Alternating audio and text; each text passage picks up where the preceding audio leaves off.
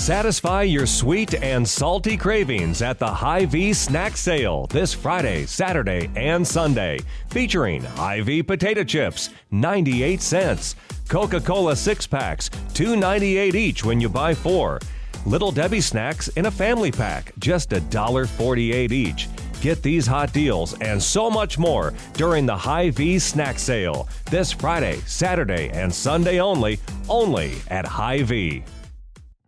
You're listening to a CNA podcast. Welcome back to the Climate Conversations. I'm your host, Julie Yoo. Now, when you hear the words chief and officer, what comes to mind? Corporate boardrooms, suits and ties, perhaps? But as cities around the world grapple with debilitating heat, governments are turning to a different kind of chief. Arched Rock is partnering with cities around the world to appoint Chief Heat Officers, CHO. Athens and Miami are hiring their own Chief Heat Officers to respond to increasingly hot weather. That's right, they're called Chief Heat Officers who lead in the fight against extreme heat. So what exactly does a Chief Heat Officer do? And more importantly, could your city benefit from having one? To help us shed light on these questions, we are joined by Tiffany Crawford and Krista Milne. They're co-chief heat officers of Melbourne, Australia. Ladies, welcome to the Climate Conversations. Thank you so much for joining me. It's a pleasure to be here. Thank you, Julie. Thank you. Lovely to meet you. So I would like to start by unpacking this relatively new position, Chief Heat Officer, because it didn't exist 3-4 years ago. So Tiffany, let me start with you. Could you just give us a sense of what a CHO actually does? Yeah, sure. So Chief Heat Officers are principally engaged with the community to really elevate heat as a critical health issue, how that does impact our bodies, on our health, on the way that we go about our lives, that is being exacerbated by climate change. Melbourne is the only city with 2 CHOs. Tiffany, can you share your journey to becoming Melbourne's CHO? My background's in law, and I was legal counsel for 10 years here at the City of Melbourne. But my education was very much in environmental policy. And Krista and I started working together when she was leading some of the City of Melbourne's early work on sustainability, working on the Melbourne Renewable Energy Project, on the 1200 Buildings Program, on environmental upgrade finance. And I guess you could say we started scheming together way back then. So when this role became available as director, as all good things start over coffee, thought 2 heads are better than 1. And with our complementary skills, we were successful in obtaining that role. And since then, we have 11 extremely supportive councillors who have declared a climate and biodiversity emergency, recognising that we are facing an unprecedented challenge, but also an opportunity around climate change to build a city that is healthy, that is resilient, and that people are thriving. I see. Okay. I mean, we see dangerous hot weather becoming more common, more extreme on every continent, but I wonder how Melbourne has been affected. What is the scale of the problem you're facing, Krista? And cities, by their nature, can be much hotter than regional environments because of all the concrete. The way we've built cities really absorbs the heat, and the urban heat island effect in Melbourne can be up to 4 to 8 degrees hotter than our surrounding regional areas. At the moment, we experience about 11 or 12 days per year of extreme heat, and those days are when it's over 35 degrees during the day, but also over 20 degrees Celsius at night. That's when people experience a heat stress, particularly when the nighttime temperature doesn't drop, so there's not a chance to recover and seek reprieve from that stress during the day. We know with the climate heating up, that average is likely to go up to somewhere between 16 and 20 days of extreme heat. And again, that being an average, so some years there might be 30. So that's a whole month in a year of extreme heat.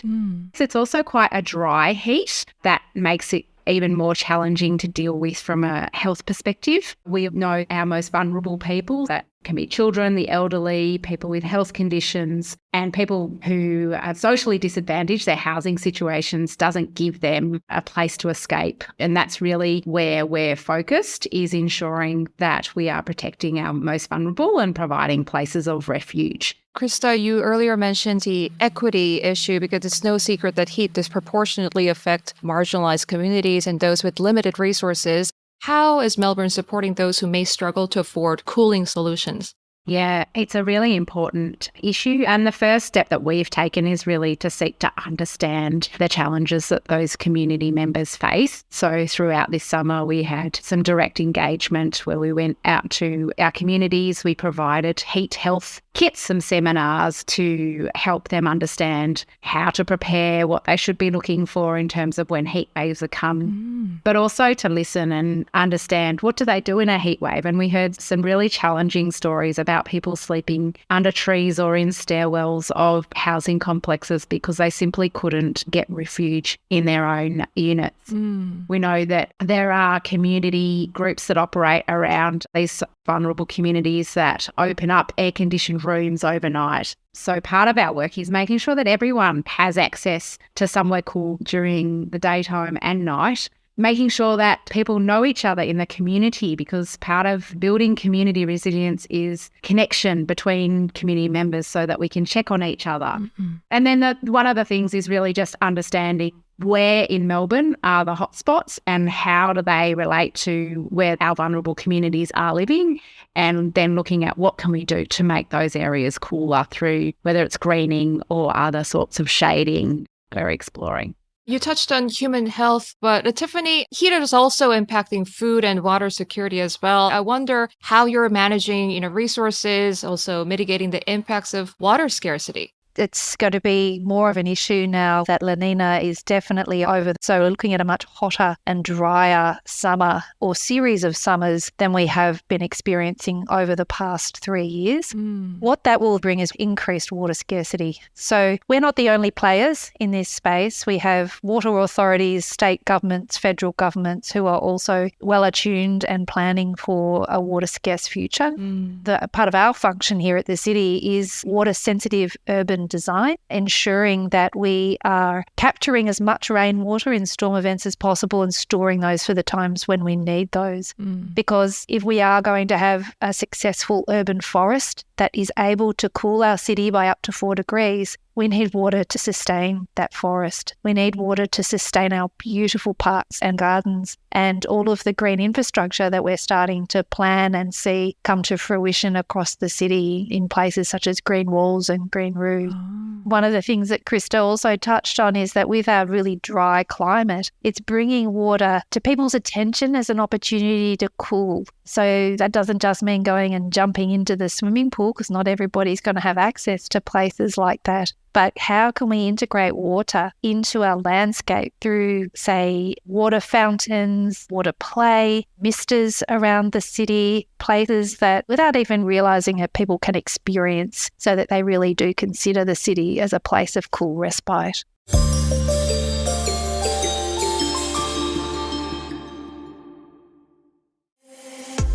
Hello, my name is Steve Lai. And I'm Teresa Tang. And we are the hosts of CNA Correspondent, a podcast that takes you to the heart of the work our correspondents do across the globe. From China's COVID response, to the Child Care Center massacre in Thailand, from the fall of Najib Razak, to the rise of Anwar Ibrahim as Malaysia's Prime Minister.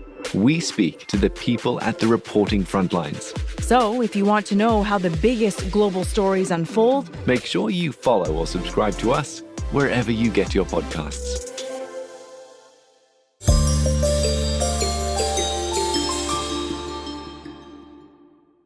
Tiffany, I wonder how you're engaging businesses to adopt sustainable practices. Could you give us some examples that actually worked? Yeah, it's a great question because we are in the early stages of our heat work and we don't hold all the levers and need to be working collaboratively with our stakeholders across the municipality to achieve our climate objectives. An example of that is the development of our zero carbon buildings plan. So 60% of our emissions in the city are actually generated by commercial buildings. And we need to bring down that emissions profile rapidly. So we've led a series of workshops with the private sector, particularly those in the property sector. We've actively engaged with the Property Council here in Australia around the development of a whole suite of tools that might be effective. And then really going back to understand, well, what are our levers of control that we could use? How can we advocate to the state and federal governments here in Australia to make some changes? What funding and finance might be needed? Can we look at facilitating leases to incentivise the commercial building sector to more rapidly upgrade their buildings and make their buildings better places as well for their tenants. We also work really strongly with the Bureau of Meteorology and our research institutions to really understand data. So unfortunately, there can be a lag between when that heat event has happened and where we have knowledge of it. So that's one of the reasons why heat is known as the silent killer, is that unlike a bushfire or a flood, where there's a very strong visual hazard, that heat is silent and where just unfortunately led to a number of deaths. So we need to collaborate with those. So relationships are critical. All hands on deck. And speaking of collaboration and knowledge sharing, I understand there's a sizable group of CHOs out there around the world. I wonder, how often do you speak to each other, engage, share lessons, best practices? Yeah, we have a wonderful coordination through ArshRock, who are really focused on creating this network through the Urban Heat Resilience Alliance, and brought the idea of establishing the Chief Heat Officer role at 7 cities or 8 cities now. So we connect probably about monthly, formally, but there's certainly a lot of informal connection as well, learning from a wonderful group of women from Freetown in Sierra Leone, Dhaka, Miami, LA, Athens, and Monterey and Santiago. So such a diversity in cities, but the reality is the challenges and the focus and the actions, there's a lot of alignment in terms of what we're doing and learning from each other. Also found it very interesting. You mentioned it briefly that all of the chief heat officers in the world are women. Do you think this is a coincidence, or what are your thoughts on this observation?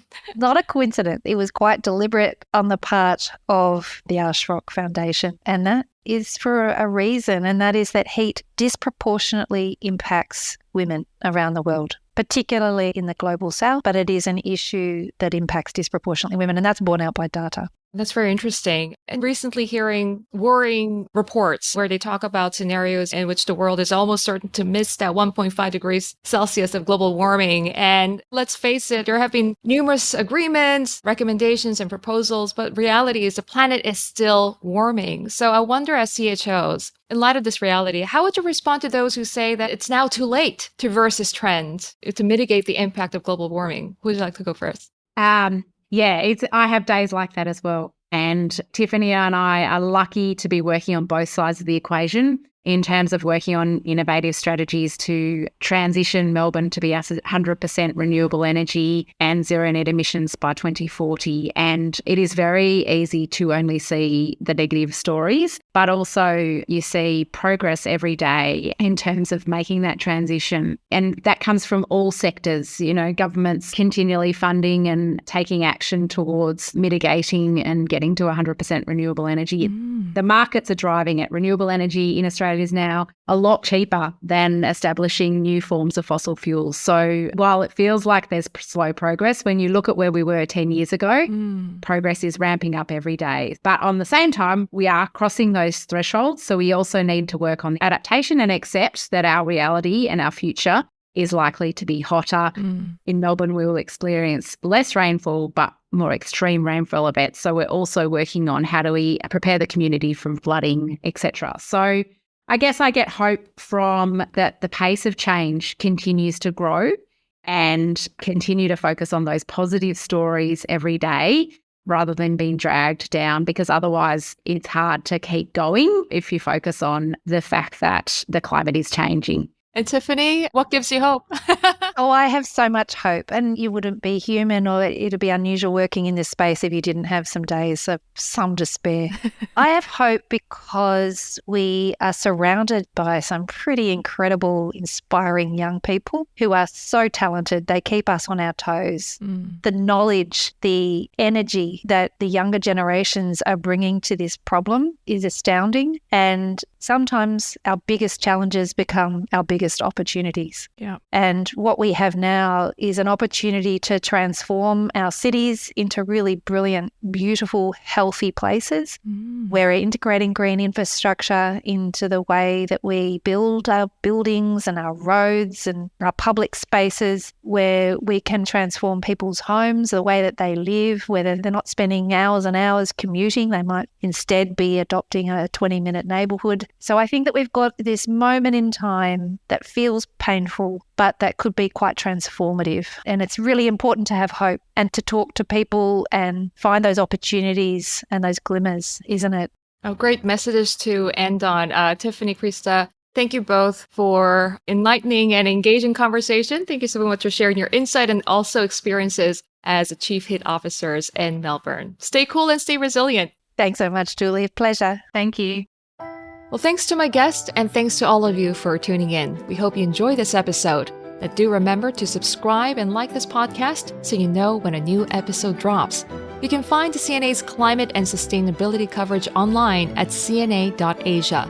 The team behind this podcast is Joanne Chan, Sayan Win, Charlene So, Jacqueline Chan, and Crispina Robert.